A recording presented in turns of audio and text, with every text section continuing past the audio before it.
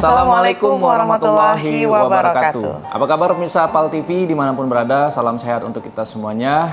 Kali ini kita kembali lagi di program Jaksa Menyapa. Kita saat ini ada di kantor Kejaksaan Negeri Kabupaten Oku Selatan, yang mana di sini kita akan mengangkat tema yang juga sudah hadir narasumber kita. Tentunya pagi hari ini bersama dengan saya Rian Gumai. Dan saya Amal Zafira. Pemirsa, selama kurang lebih 60 menit ke depan kita akan membahas sebuah tema, dan juga kita sudah kedatangan juga narasumber. Ini selaku Kepala Kejaksaan Negeri Ogan Komering Ulu Selatan, ada Bapak Dr. Adi Purnama SHMH. Assalamualaikum Bapak Adi. Waalaikumsalam warahmatullahi wabarakatuh. Apa kabar Pak? Baik, Sehat? alhamdulillah. Sehat ya Pak ya? Alhamdulillah sehat. Baik, pastinya banyak sekali ini tugas dan juga amanah yang akan dijalankan selaku Kepala Kejaksaan Negeri. Ya pemirsa, hari ini kita mengangkat tema optimalisasi yang sejalan antara pencegahan dan penindakan tindak pidana di wilayah Kejaksaan Negeri Kabupaten Oku Selatan. Nah, hari ini kita coba akan berdiskusi mengenai personalitinya dulu nih dari Pak Kajari. Pak Adi, sudah berapa lama sih menjabat di sini dan sebelumnya nih bertugas di mana nih? Saya menjabat sebagai Kepala Kejaksaan Negeri kurang lebih 10 atau 11 bulan di Kejaksaan Negeri Oku Selatan. Sebelumnya saya bertugas sebagai koordinator di Kejaksaan Tinggi Bengkulu selama 1 tahun 10 bulan juga. 1 tahun 10 bulan. Kemudian sebelum di Bengkulu saya sempat di Kejati Sumsel di bidang pidana khusus. Di situ saya satgas di Pitsus. Di Kejati Bengkulu itu, di Kejati Sumsel itu kurang lebih 3 tahun. Sebelumnya lagi saya bertugas selaku Kasipitsus di Bangka Barat, Bangka Belitung. Sebelum di Bangka Barat, saya sempat bertugas di Komisi Pemberantasan Korupsi di KPK.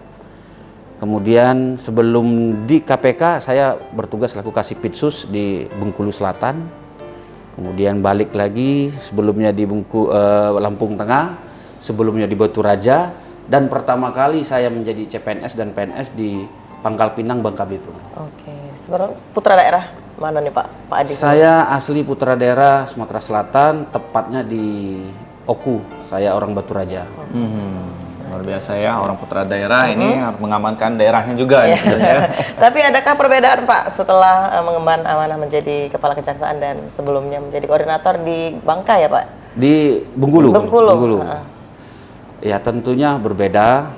Kalau di koordinator sekupnya luas, kita tidak pegang komando, tetapi Kepala Kejaksaan Negeri kita memegang komando dan menjadi tanggung jawab kita terhadap institusi di Kejaksaan Negeri dan wilayah hukum ini. Jadi pembedanya memang ada hal yang terkesan nggak Pak, antara saat itu tidak berposisi menjadi pimpinan, kemudian itu sekarang juga sudah menjadi pimpinan, apa yang membedakan Pak? Tentunya yang membedakan pola perilaku dan pola mindset kita. Pada saat itu kita menjabat selaku koordinator tidak mempunyai anak buah, ya kan? Tetapi selaku trigger dalam melaksanakan tugas dari pimpinan.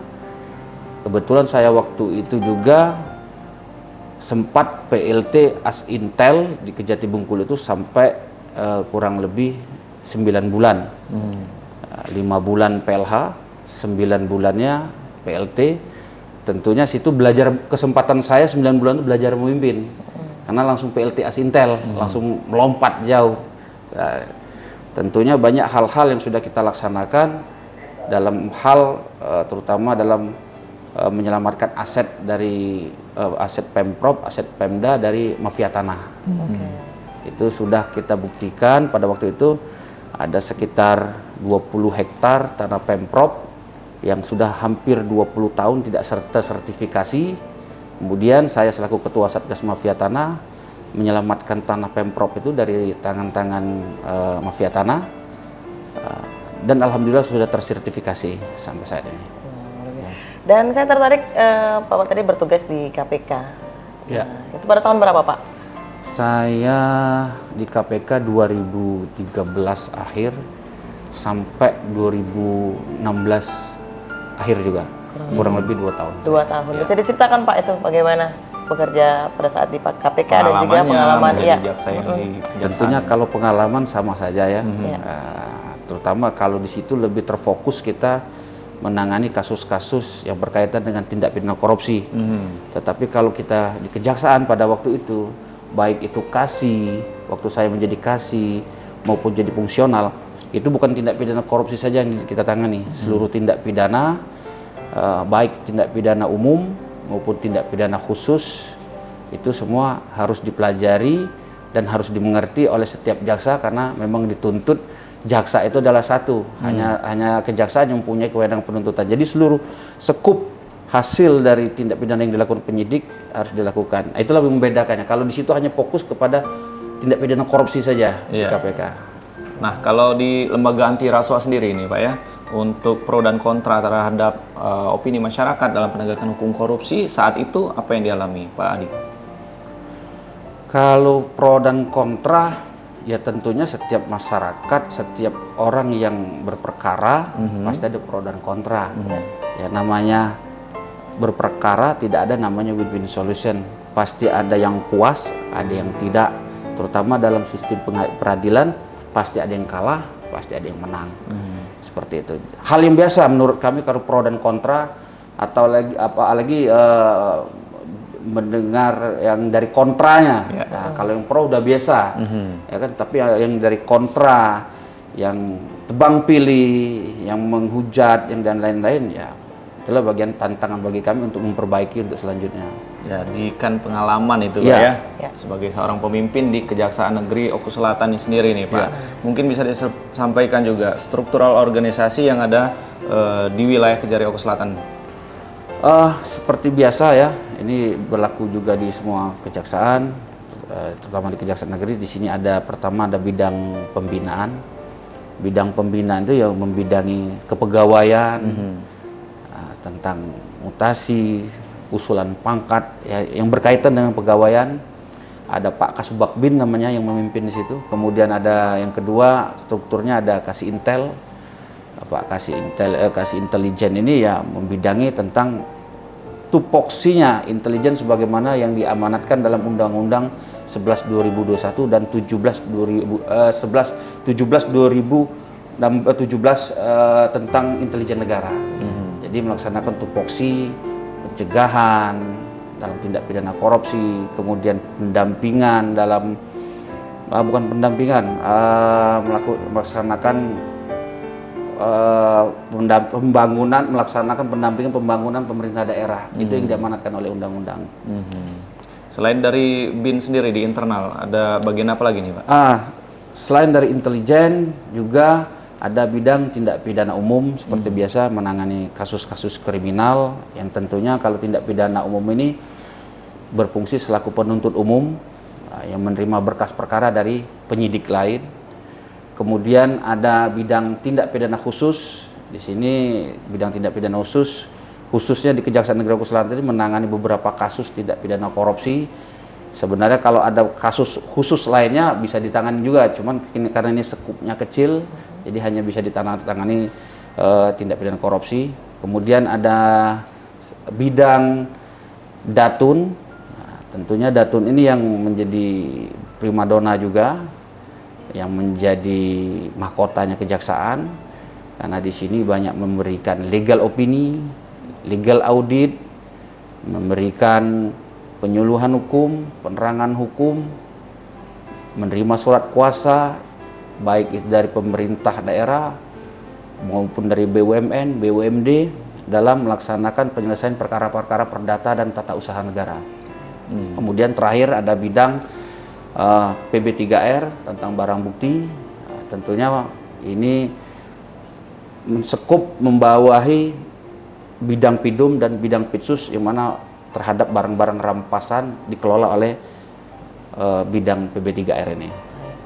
Berarti ada 6 bidang ya? Ada 6 bidang. Ya, ada 6 bidang. Dan kalau untuk sarana dan prasarana yang ada di wilayah Kejaksaan Ogan Komering Ulu Selatan ini bisa dijelaskan Pak? Sarana dan prasarana selain kantor, kami sedang melakukan pembangunan rumah para personil. Dan di depan itu juga ada pembangunan masjid, karena di sekitar sini masjidnya jauh-jauh. Jadi kalau anggota saya Jumatan kadang-kadang kemana-mana jauhnya. Makanya saya di tahun ini melaksanakan pembangunan masjid di lokasi kantor, dan ini terbuka untuk umum. Kemudian sarana prasarana lain seperti yang kita lihat, ada kendaraan, mobil dinas dan lain-lain. Untuk Standar. pelayanan pada masyarakat, Untuk pelayanan pada masyarakat seperti biasa kita melayani dengan masyarakat. Ada loket PTSP gitu, termasuk loket untuk pengaduan dan sarana tindakan cepat dari PTSP untuk menerima surat-surat atau laporan pengaduan kepada masyarakat untuk langsung didistribusikan kepada bidang masing-masing untuk pelayanan. Selain dari situ, pelayanan banyak seperti bidang intelijen, selalu mungkin 2 minggu sekali melakukan penyuluhan hukum, termasuk seperti ini jaksa menyapa, kemudian jaksa masuk sekolah, jaksa masuk pesantren, jaksa masuk pasar, itu dilaksanakan semua oleh bidang intelijen. dan itu memang sudah terlaksana begitu Pak, Terlaksana sampai dengan hari setiap ini ya? bulan harus terlaksana. Sebagai seorang pimpinan ya Pak di Kejari Oku Selatan, bagaimana sih menjaga kualitas SDM-nya agar tetap profesional secara internal dulu sebagai pimpinan? Yang saya lakukan, pertama saya harus menanamkan bukan integritas, tapi akhlak yang harus saya tanamkan. Saya sebenarnya agak kurang paham masalah integritas, tapi yang harus saya tanamkan adalah akhlak. Akhlak dari setiap masing-masing personil, terutama jaksa-jaksa yang menangani perkara. Saya harus pastikan mereka bahwa setiap melaksanakan tugas itu bertanggung jawab pertama, karena kita ini menyangkut nasib orang. Saya bilang kalau bidang hukum ini, terutama misal penanganan kasus, menyangkut nasib orang, ya kan? Jadi hati-hati dalam melaksanakan tugas, jangan sampai kita merendahkan akhlak kita sendiri, terutama dalam melaksanakan penyidikan dan penuntutan perkara tindak pidana korupsi. Jangan sampai ada menzolimi orang lain. Ya, tentunya pertanggung jawabnya itu kepada Tuhan, baru ke institusi. Itu yang saya tanamkan utama kepada anggota saya. Yang kedua, kalau secara kedinasan, saya menerapkan apel setiap hari untuk memantau anggota masuk tepat waktu sesuai dengan aturan dan pulang tepat waktu sesuai aturan. Seperti itu. Jadi akhlak dan Kedisiplinan ya? untuk kedisiplinan Pak ya, yang dilakukan di internal. Untuk peningkatan kualitas SDM dalam menangani perkara, untuk ya mungkin ada perkara yang baru ditangani, itu bagaimana Pak menyikapinya? Saya di sini langsung selaku mentor. Saya di Sekaligus sini pimpinan, langsung mentor begitu Pak ya? Terutama dalam menangani kasus-kasus berat, saya langsung membimbing penyidik-penyidik, misalnya perkara tipikor yang cenderung perkaranya agak berat. Kebetulan penyidik-penyidik saya di sini ini, anggota saya ini jaksa-jaksa baru semua, kebanyakan baru setahun 2 tahun keluar PPJ, termasuk kasih-kasihnya saya mentori, saya langsung membimbing, dan mereka saya buat satgas itu untuk membuat mereka supaya lebih bertanggung jawab langsung ke saya. Jadi kalau satgas itu satgas 1, satgas 2, satgas 3 langsung bertanggung jawab sama saya. Kelihatan di antara satgas itu mana yang kerjanya mandek, mana kerjanya yang cepat. Jadi memang langsung saya mentori, saya tidak segan-segan di sini menjadi narasumber terhadap internal. Saya langsung membimbing setiap penanganan perkara langsung di sini, supaya untuk sekalian untuk membekali mereka dan sharing knowledge saya kepada mereka. Luar biasa ya. Sebagai pimpinan, pasti menjadi contoh ini. Iya, yang apalagi sebagai pengalaman mentor. tadi sebagai juga jaksa KPK begitu ya. Benar. Siap. Untuk dari penanganan tindak pidana korupsi sendiri. Dan kita lihat itu ada penghargaan, penghargaan yang diberikan kepada Kejaksaan Negeri Oku Selatan dan juga pasti dari Bupati Ogan Komering Ulu Selatan juga ya Pak ya. Tapi kita akan membahas itu setelah iklan Pak. Kita akan kembali lagi setelah yang satu ini, pemirsa tetap bersama kami di Jaksa Menyapa.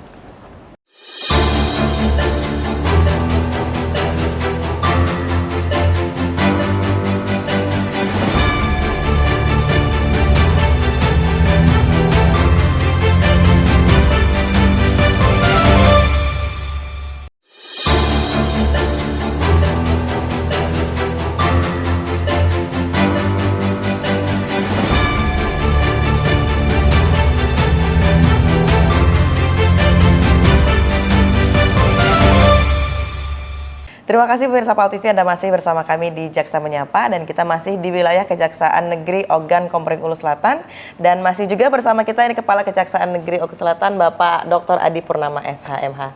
Dan tadi Amal dan Rian ini Pak ingin bertanya nih, memberikan penghargaan kepada Kejaksaan Negeri Ogan Selatan dari Bupati Ogan Komering Ulu Selatan. Itu bisa diceritakan Pak tentang apa penghargaan? Iya, penghargaan sudah ada beberapa, memang semuanya tidak dipajang gitu, karena habis tempat pajangannya. Jadi di akhir tahun saya menjabat di sini sejak Desember. Alhamdulillah telah melakukan penyelamatan terhadap aset Pemda, terutama masalah tanah, yang mana tanah itu semenjak berdirinya Oku Selatan tidak tersertifikatkan. Seperti itu. Dengan permasalahan-permasalahan hukum di belakangnya. Kalau saya mau jelaskan panjang. Dan alhamdulillah kita dampingi melalui Satgas Mafia Tanah yang diketuai Kasih Intel dan pendampingan hukum oleh Kasih Datun. 2 bidang saya turunkan langsung. 67 persil tanah, saya lupa. Jadi ada 67 sertifikat yang tanah itu sudah tersertifikat. Jadi 67 sertifikat yang sudah terjadi persil tanah. Bersama uang sebesar 1,5 miliar kita kembalikan kepada Pemprov dalam penyelamatan pemulihan keuangan negara hasil temuan BPK yang lama-lama yang tidak terbayarkan, yang potensi-potensi kita tagihkan dan sudah dipulihkan. Itu di dalam rentan waktu kurang lebih 3 bulan dilaksanakan sampai Desember. Sepanjang tahun 2022 ya Pak? 2020 Desember itu. Sejak saya banyak juga Pak ya, 67 sertifikat. Ya, ini historinya memang bermasalah atau memang tidak tersertifikasi karena ada kendala? Ya, karena tidak bisa tidak tersertifikasi itu karena ada kendala yuridis. Dan akhirnya diatasnamakan untuk pemerintah Kabupaten Oku Selatan. Ya, memang tanah itu punya pemerintah. Punya pemerintah daerah ya Pak? Pemerintah daerah.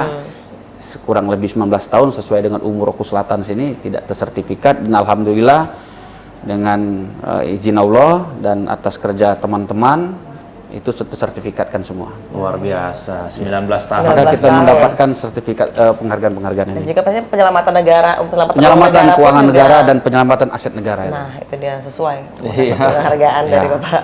Kalau untuk semakin kesini kan ada jargon salah satunya itu jaksa ini humanis kepada masyarakat begitu Pak. Kalau tadi internal sudah disampaikan bagaimana personalisasi Pak Adi terhadap eksternal masyarakat, bagaimana nih Kejari Oku Selatan ini untuk humanis kepada masyarakat? Humanis itu tergantung perilaku kita sebenarnya.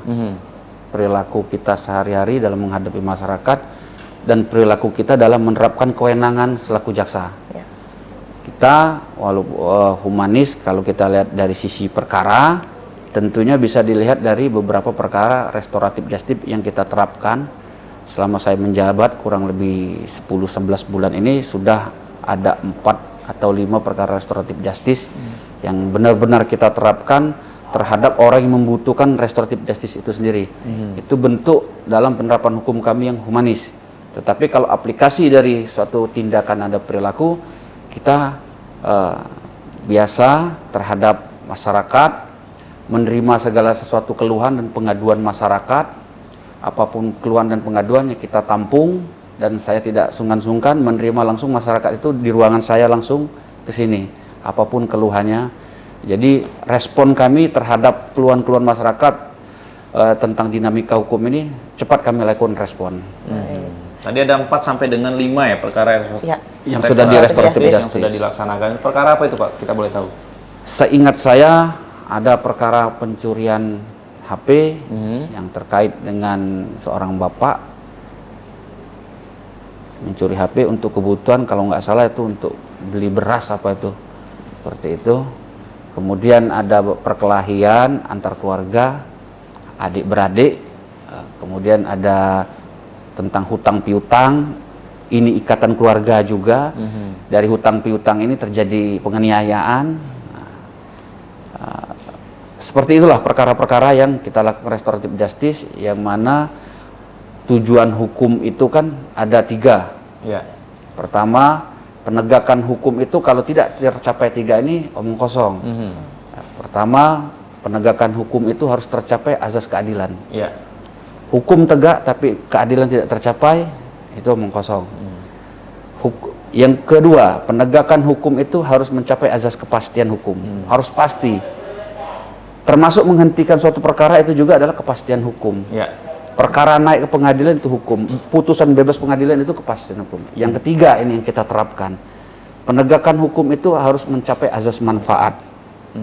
Apabila penegakan hukum itu tidak mencapai azas manfaat, maka omong kosong penegakan hukum itu. Ya seperti ini kita terapkan di restoratif justice ini. Kita pertimbangkan selaku dominus litis, kewenangan kita untuk dominus litis itu untuk menilai suatu perkara itu layak atau tidak dibawa ke pengadilan. Seperti ini, buktinya sudah cukup, sudah kuat, dan tersangkanya pun sudah mengakui kalau dia mencuri, tapi kita lihat kenapa dia bisa melakukan mencuri. Oh ternyata ada kebutuhan ekonomi yang mendesak, yang bukan membuat kebiasaan dia untuk mencuri, sehingga apabila dibawa ke pengadilan terlalu banyak mudaratnya daripada manfaatnya. Itulah kehumanisan yang diterapkan restoratif justice oleh perintah Bapak Jaksa Agung. Luar Itu biasa, salah satu ya. bentuk humanis yang Ya. dilakukan oleh kejaksaan. Tapi kalau di wilayah Oku Selatan sendiri Pak, perkara yang dominan untuk sepanjang tahun 2023 ini perkara apa Pak? Kalau tindak pidana umumnya di sini narkotika, perampokan, pencurian dan kekerasan, itu tadi perampokan tadi, kemudian kekerasan terhadap anak, Oke, itu yang dominan. diiringi dengan perkara-perkara lain. Kalau narkotika itu bisa dikatakan di sini 60%. Berarti masih tertinggi ya Pak? Ya, sekitar 50%, 60% itu narkotika. Sisanya itu tadi dibagi-bagi itu. Dikarenakan apa Pak wilayah Oku Selatan ini tinggi peredaran narkotikanya? Tentunya narkotika itu kan balik lagi terhadap pergaulan masyarakat sendiri, terutama anak-anak muda, di mana narkotika itu sekarang gampang sekali dicari, gampang ditemukan, gampang didapatkan, sehingga itulah pengaruh, bahkan ada dianggap tren terhadap anak-anak sekolah, anak-anak muda, narkotika itu. Makanya di sini Kasih Intel beserta jajaran dan Kasih Datun beserta jajarannya selalu melakukan penyuluhan dan penerangan hukum ke sekolah-sekolah, tidak hanya tipikor, kekerasan, bully, narkotika itu diberikan pencerahan kepada anak-anak kalangan muda.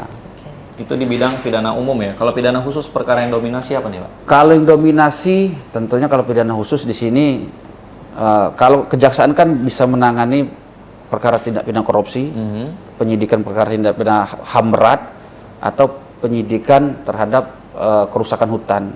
Di sini dua itu tidak ada, HAM berat dan kerusakan hutan di sini. Tentu condong di sini tindak pidana korupsi yang sering kita tangani. Dan diakibatkan kausalitasnya karena apa nih Pak? Apakah memang ada dugaan fiktif ataukah markup atau seperti apa penyelewengan keuangan? Motif dari terjadi tindak pidana korupsi itu bermacam-macam. Dari perkara yang sudah kami tangani sejak sampai hari ini ada 6 perkara. 2 perkara sudah putus, 2 perkara sedang persidangan di tindak pidana korupsi, 2 perkara sedang pemberkasan, dan masih banyak penyelidikan yang akan dinaikkan ke tahap penyidikan. Tentunya motifnya bervariatif. Motifnya seperti ada yang menggelapkan uang nasabah. Itu kalau segmen tipikornya perbankan ya. yang mungkin sudah diketahui, kami nangani kasus apa di awal tahun di sini, melakukan penangkapan dan lain-lain. Kemudian ada segmen memfiktifkan pertanggungjawaban dan uangnya digunakan secara pribadi. Dan ada juga yang melakukan kegiatan-kegiatan membelikan barang tidak sesuai dengan spesifikasi dan lain-lain, seperti itulah. Jadi itu beberapa faktor begitu ya? Iya. Variatifnya juga ya. Nah kalau untuk perkara anak sendiri Pak di Kabupaten Oku Selatan itu seperti apa Pak? Apakah didominasi korban dan atau pelakunya? Hampir rata sama.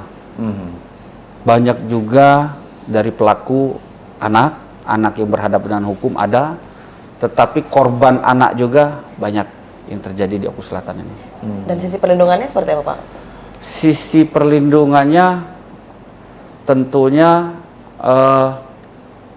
kita berkoordinasi dengan instansi-instansi terkait seperti ada dinas Sosial mungkin. sosial, dinas perlindungan anak kan di sini untuk membina terutama terhadap anak yang berhadapan dengan hukum yang menurut undang-undangnya dia tidak boleh dilakukan hukuman penjara, tetapi dilakukan hukuman pembinaan masuk lembaga pembinaan terhadap anak. Itu tentunya kita mengoptimalkan di situ.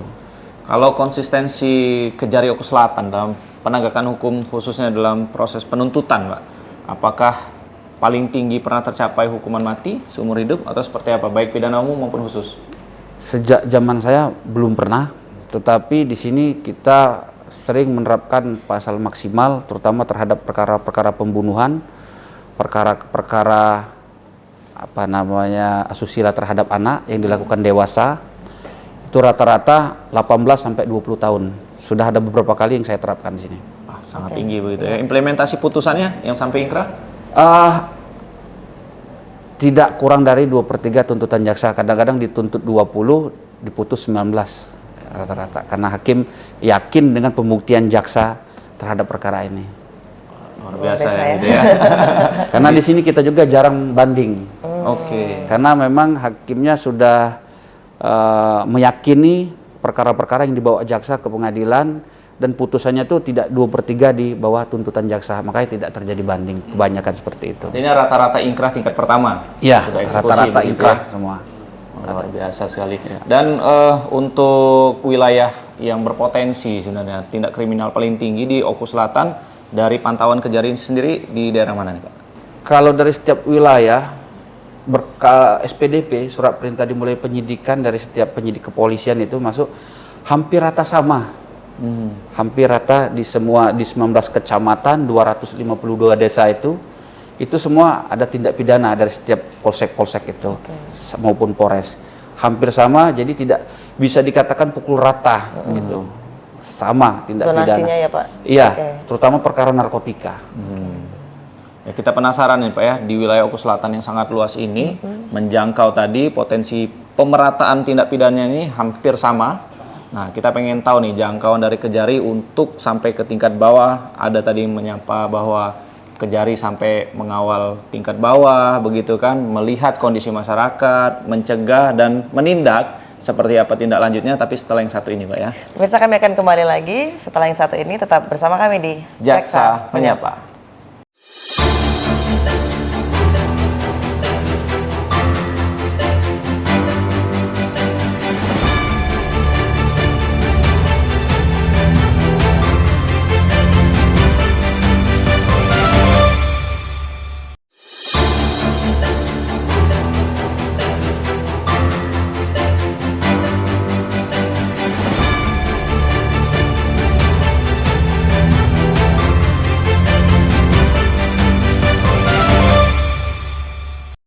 Terima kasih pemirsa PAL TV, Anda masih bersama kami di Jaksa Menyapa dan kita masih di wilayah Kejaksaan Negeri Ogan Komering Ulu Selatan dan masih bersama Bapak Adi sebagai narasumber kita hari ini. Dan silakan Rian dilanjutkan pertanyaannya. Tadi kita melihat ini Pak, bahwa kejaksaan ini kan memiliki kewenangan administrasi yang luas di Oku Selatan begitu ya, menjangkaunya sampai tingkat bawah itu seperti apa Pak? Tentunya kalau dari leading sektornya pidana umum, kita selaku jaksa pasif dalam artian menerima SPDP yang dilakukan oleh penyidik Polri. Nah, tentunya kita pendataan dari situ kita bisa mempetakan, wilayah ini tindak pidananya cukup tinggi dari SPDP berkas-berkas pidana yang masuk ke Kejaksaan Negeri Oku Selatan, karena sekupnya seluruh polsek, seluruh penyidik masuknya kan ke sini berkas. Jadi di situ bisa kita petakan hampir setiap wilayah itu tidak nihil dalam adanya tindak pidana, polsek maupun Polres gitu. Itu kalau dari leading sektornya pidana umum. Tapi kalau leading sektornya tindak pidana khusus, tentu kita menjangkau ke setiap wilayah-wilayah, seperti sesuai misalnya ada pengaduan masyarakat yang tentunya kita harus melakukan pengecekan sesuai dengan porsi dan tugas teman-teman jaksa yang dalam artian lagi tidak mempunyai kerjaan, karena Satgas ini kan ada tanggung jawab masing-masing dalam menyelesaikan pekerjaan. Jadi yang mana ready-nya Satgas, saya turunkan ke lapangan untuk mengecek seperti itu.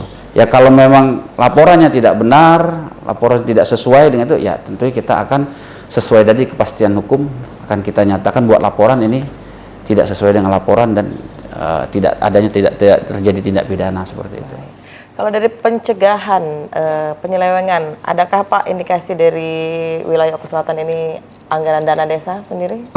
Kita di 2023 ini sesuai dengan perintah direktif Pak Jaksa Agung, ada MOU antara Kejaksaan Agung, Kementerian Dalam Negeri dan Kepolisian Republik Indonesia bahwa mengutamakan pencegahan dalam pengelolaan dana desa yang dilakukan oleh kepala desa.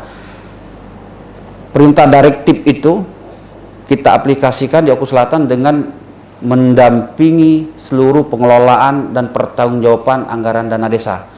Tentunya mereka melakukan pemaparan dengan kita, apa saja yang akan dilaksanakan, tahap 1 pencairan misalnya apa saja yang dilaksanakan, dan kita akan melakukan mengevaluasi pertanggungjawaban mereka dalam penggunaan dana desa, terutama yang saya tekankan kepada seluruh kepala desa dan camat, dana-dana semacam BLT, dana-dana semacam stunting, dana-dana yang terkait dengan kemiskinan itu harus tuntas dan sampai dengan sesuai dengan peruntukan terhadap masyarakat yang berhak menerima. Benar. Itu sudah kita pastikan berjalan semua di tahun 2023 dengan kita koreksi semua dan kita paparkan, kita minta semua rekaman, foto dan lain-lain bahwa masyarakat memang benar-benar menerima. Saya tidak mau terjadi di tahun-tahun sebelakang banyak terjadi misalnya BLT lambat penyaluran, bahkan ada yang tidak terdapat tersalurkan. Saya tidak mau di 2023 ini terjadi. Itu salah satu bentuk pencegahan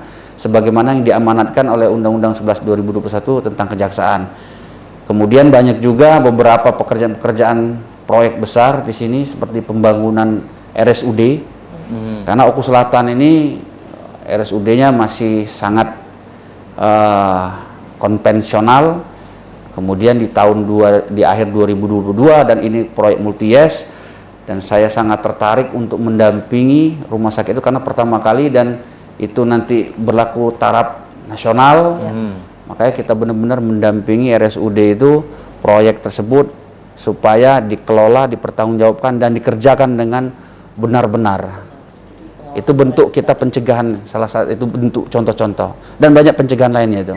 Pencegahannya ini yang langsung diurgensikan, yang bersentuhan anggaran dana tadi kepada masyarakat seperti itu. Iya, itu yang langsung bersentuhan. Dan bagaimana peran jaksa sendiri Pak mengenai misal dari kepala desa tadi ketidakpahaman mereka mengelola anggaran ataupun juga keawaman mereka? Seperti apa? Itulah makanya memang mereka melakukan pemaparan, tentunya dibagi beberapa segmen, melakukan pemaparan di depan JPN, di depan camat, di depan kepala dinas BPMD yang mewakili pemerintah daerah, dan mereka juga sering berdiskusi dengan kami.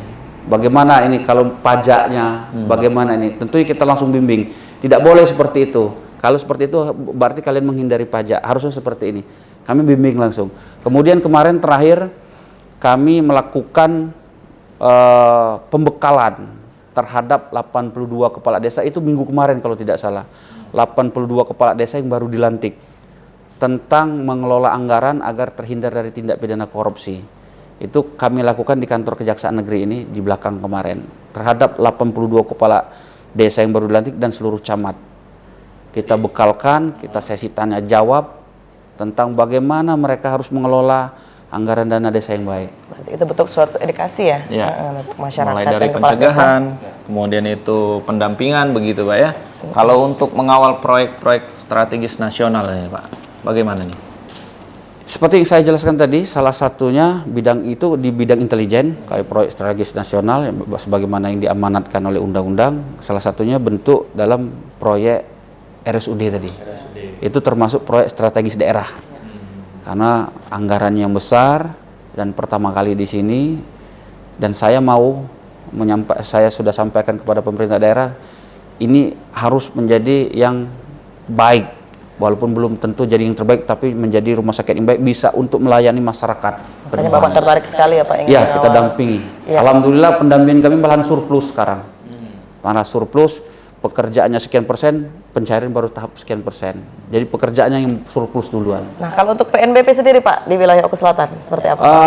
PNBP per Juni ini, per 1 semester ini, kita yang sudah masuk ke PNBP kita dari murni perkara tindak pidana korupsi semua di sini. Sebesar nominalnya sebesar berapa? Kurang lebih 1,5 yang sudah masuk PNBP. Yang belum masuk PNBP masih dalam rekening sitaan karena perkaranya lagi bergulir, baik tahap penyidikan maupun tahap penuntutan, itu kita sekitar kurang lebih 2M. Itu kalau sudah putusan pengadilan, sudah ingkrah, baru bisa masuk PNBP nanti. Kalau untuk kendala dalam proses penegakan hukum ini Pak ya, kita tahu kan kalau untuk tindak pidana korupsi bersidangnya di Pengadilan Negeri Palembang, Ya. Sumatera Selatan, ini bagaimana hambatan wilayah Oku Selatan yang Letak menjangkau ke geografisnya, sana? iya. Ya kalau hambatan ya pasti ada hambatan. Ya.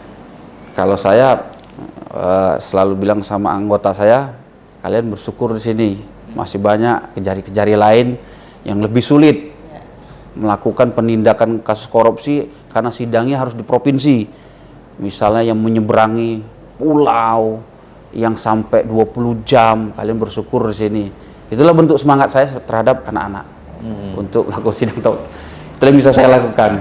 Hambatannya berarti hanya letak geografis saja Pak Ya, ya? makanya kalau saya geografis ini enggak masalah. Tidak menjadi hambatan. Nah, kalau untuk pembuktian persidangan sendiri oleh jaksa-jaksanya dalam penuntutan, baik sidang online maupun offline, seperti apa nih yang dihadapi? Sekarang kan sudah offline ya. 2023 ini sudah offline rata-rata sidang tipikor. Tentunya anak-anak seminggu anggota saya selalu saya evaluasi apa hasil sidang kalian kemarin, bagaimana saksi ini. Nanti pasti mereka menanyakan kepada saya, Pak, ini untuk supaya nyambung dengan saksi yang kemarin, saksi apa lagi yang akan dilanjutkan. Kita selalu berdiskusi, setiap jaksa yang terlibat dalam Satgas, karena ada jaksa yang tidak terlibat dalam Satgas Pitsus, karena dia khusus untuk menangani perkara pidum. Tetapi ada 9 jaksa yang terlibat dalam perkara Satgas Pitsus. Yang saya bagi 3 tadi, ada 3 Satgas, itu hampir seminggu 3 kali, bahkan setiap hari pagi-pagi sebelum melaksanakan tugas kita selalu briefing di ruang Kajari, membahas perkembangan apa hasil penyidikan kalian kan, apa hasil pemeriksaan kalian, bagaimana kemajuannya. Makanya di sini cenderung cepat penanganan perkaranya. Jadi sudah awal 6 bulan saja sudah ada 3 perkara yang sudah kami sidangkan. Padahal perkara tipikor itu setahun tuh kadang-kadang belum tentu selesai karena memang kesulitan. Nah itu alhamdulillah kita percepat semua. Nah, karena itu bentuk pimpinan tadi ya Rian, ya, selalu mengevaluasi, selalu memonitor ya kinerja dari bawahannya sendiri. Baik Pak, kalau masyarakat ini mengadukan langsung, apakah langsung berhadapan dengan Bapak ataupun mereka harus melampirkan syarat-syarat terlebih dahulu? Ya itu tergantung terhadap masyarakatnya. Kalau masyarakat ingin curhat seperti itu Ya, kan Bapak tadi langsung ada bisa beberapa. langsung datang ke sini. Kalau kebanyakan masyarakat memasukkan ke loket PTSP, loket pengaduan, tentunya melalui proses, kemudian saya disposisi ke Satgas mana yang harus nanganin, terus memakai administrasi Intel kah, apa administrasi Pitsus kah, tentunya saya yang menentukan. Tetapi ada juga masyarakat terhadap beberapa perkara yang kita tangani yang memang bersentuhan langsung dengan pribadi dia, melaporkan ke kita, melaporkan dan meminta pendapat, dan kita menilai itu adalah memang benar-benar kemungkinan terjadi tindak pidana, maka langsung kita perintahkan untuk salah satu Satgas melakukan pool data dan pool bucket. Ada masyarakat yang langsung ingin menemui Kajari, dibawa kasihnya, misalnya kasih Intel yang membawa, langsung mengadukan, karena bukan terkait tentang anggaran negara, anggaran daerah, bukan, terkait memang masalah pribadi dia, tapi ini terkait perkara tipikor juga, jadi tapi menyangkut harta dia langsung, seperti ada, makanya. Jadi berkonsultasi sekaligus minta didampingi juga sering terjadi di Kejari ini Pak Ya, ya? langsung. Oke, kalau untuk tadi saya menarik mengenai program Jaksa Menyapa seperti kegiatan dengan Pal TV ini, ada jaksa masuk sekolah dan masuk pesantren, yang terakhir nih jaksa masuk pasar begitu Pak ya? Iya. Nah itu bagaimana tuh sosialisasi di Oku Selatan ya? kemarin teman-teman dari bidang intelijen sosialisasi ya ke pasar itu dalam artian bukannya belanja, tapi dalam artian membuka stand, bukan stand itu stand mobil seperti itu, stand yang mempersilahkan kepada masyarakat langsung apapun yang permasalahan hukum yang mau ditanyakan, seperti itu. Jadi membuka ruang juga ya Pak ya? Iya. Atau bingung mengenai Ya, masalah banyak hukum seperti yang itu mereka- masyarakat mungkin yang mengadukan misalnya bahasa paling aku nih digebuk laki aku seperti itu kan. Cak mano Pak, aku nih utangku tidak dibayar-bayar. Banyak seperti itu dinamika yang ditemui teman-teman jaksa apabila langsung turun ke pasar dan menemui masyarakat secara langsung. Pertanyaannya memang langsung menyentuh seperti itu. Oke. Dan langsung nanti diarahkan ke kantor atau bagaimana Pak penyelesaiannya? Kadang-kadang mereka hanya sekedar bertanya, kita langsung memberikan solusi dan jawaban. Oh ini pidana Bu, ini bisa ini, tapi tergantung Ibu, ini delik aduan atau bukan delik aduan, silakan ini. Kita tetap kasih solusi seperti itu. Apakah dia membuat meneruskan atau tidak? Yang jelas kita kasih solusi di tempat oleh teman-teman jaksa. Itu salah satu bentuk jaksa dekat dengan masyarakat. Itu terjun langsung ke pasar. Kalau secara online bagaimana Pak PTSP-nya?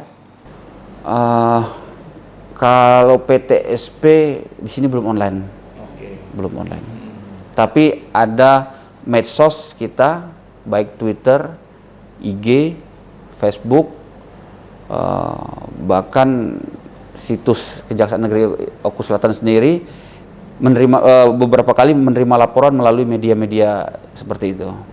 Langsung menerima laporan-laporan baik itu melalui Twitter, medsos, IG, melaporkan ini walaupun hanya ketikan, saya kadang-kadang suruh cek seperti itu. Tetap memonitor ya Pak Ya, ya? tetap memonitor seperti itu. Karena kita aktif di medsos itu. Setiap ada kegiatan apapun, setiap bidang apapun, di sini kita langsung share. Oke. Kalau terhadap masyarakat yang dikeluhkan, yang banyak berkonsultasi di pasar-pasar tadi terkait dengan mafia tanah yang bersentuhan dengan masyarakat. Ada. Lalu bagaimana itu Pak? Tentunya kalau masalah hukum privat dengan hukum privat itu kita sarankan misalnya Pak bisa melakukan gugatan perdata karena tanah pribadi itu ranahnya hukum privat kan. Tapi kita tetap ajarkan dan kita sharing ilmu kepada mereka tentang bagaimana menangani atau menghadapi hukum perdata ini yang dihadapi masyarakat itu sendiri. Ada seperti itu memang. Tanah dia tercaplok misalnya itu, ada berserempetan, dirusak dan lain-lain itu. Kita kasih solusi di tempat. Tetap respon ya Pak ya? Kita respon. Tentunya itulah fungsi jaksa masuk sekolah, masuk pasar, masuk pesantren seperti itu. Kita memang fungsi kita memberikan solusi apa yang dari unek-unek masyarakat itu sendiri. Kalau sinergitas antara Forkompimda sendiri bagaimana Pak? Di sini kompak. Forkompimda sendiri di sini kompak dan berjalan sebagaimana mestinya. Jadi memang kejaksaan ini bersinergi ya dengan semuanya dalam pemberantasan khusus tindak pidana yang ditangani kejaksaan. Ya. Dan saya tambahkan di tahun ini juga di minggu ini kemarin Senin kita sudah mendapatkan laporan dari BPN ada 25 persil tanah lagi yang sudah kita selamatkan. Sudah jadi tinggal diserahkan di sini, nanti kami serahkan ke pemerintah daerah. Kemudian lagi mengupayakan ada sekitar